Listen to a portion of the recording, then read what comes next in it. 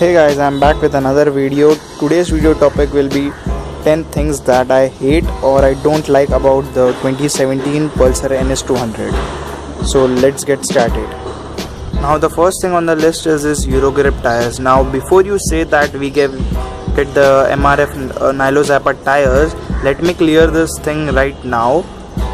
Before buying, I also thought that I will be getting this MRF tires, but after getting my delivery I saw it was Euro grips. So Bajaj has tie-up with both the brands and you could end up getting any of these. So make sure you get the MRF ones because these Euro grip ones are really bad. The performance of this tires is really bad. The grip of this tires is really very bad.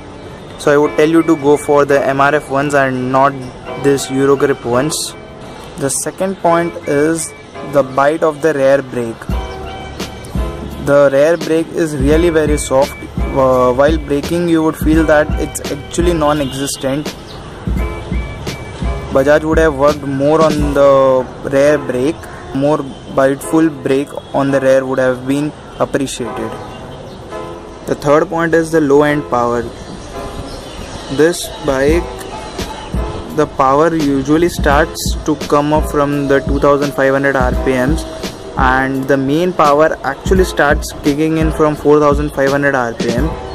So I won't say the power is less, but in the initial 1000 to 1000 kilometers you will have to maintain the bike below 4000 RPMs. You will face an issue there. You will have to constantly shift between the gears to keep it in the power band.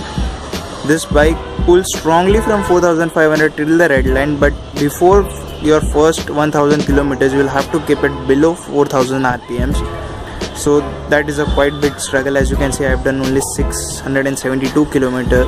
I have to manage that thing till first 1000 kilometers. Okay, now the fourth point is we have a sudden vibrations between the 4000 and 5000 RPM limit. Let me show you that.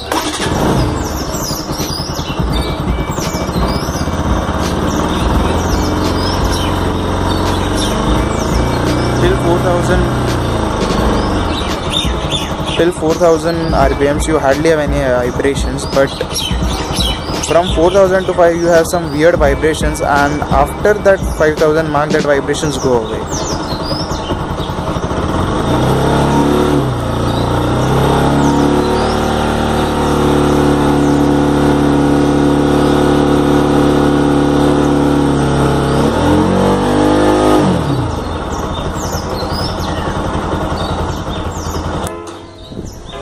I know it was difficult for you to see in the video, but when you get a chance to try it out, you should try this out. You will get some vibrations on the tank as well as on the foot pegs between the 4000 and 5000 mark.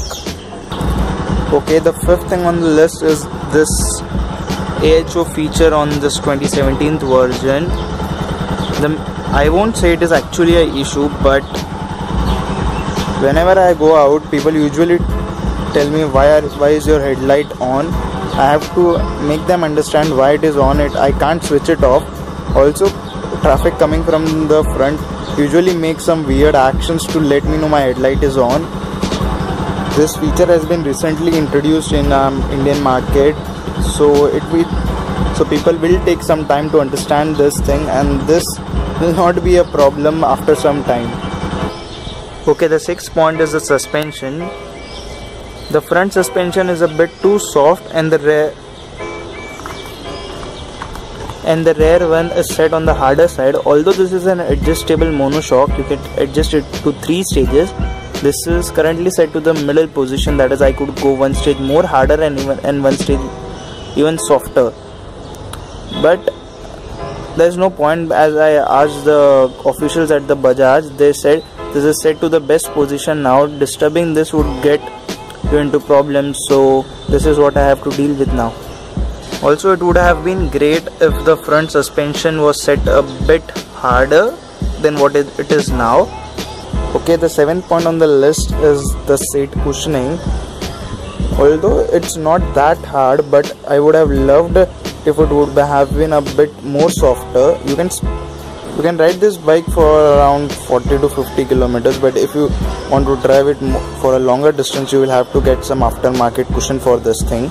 Okay, the 8th thing on the list is the panel gaps. As you can see here,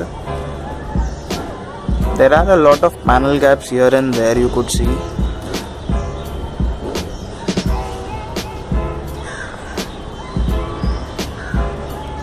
All this is the reason which causes vibrations. So if Bajaj would have worked better, the bike would have been vibration free. The bike doesn't have such high vibrations, but whatever minimum amount it has, it would have been removed if these panel gaps would have been worked. Okay, the 9th point is the side indicators don't automatically switch off. That is, if you have been familiar with Bajaj, the other Bajaj Pulsars get the feature that as soon as you turn the bike in the particular direction of the side indicators, the lights goes off automatically. As you can see, this thing doesn't work on the NS. It is not a problem. I would have loved that feature on this too. And now the 10th point is the heating issues. After you ride this bike for around 10 to 15 minutes, the radiator fan goes on and makes some really weird noises. The hot air from the radiator fan is actually blown from this area, so it actually comes directly on your legs. I haven't faced much critical issues like the breakdown. I have never faced overheating issues till now. It is a 200cc powerful engine, so it will heat up a bit. So that's it for today. Hope you guys enjoyed this video, and if you have any further queries, do feel free to comment down below. I'll try to answer your questions as much as I can.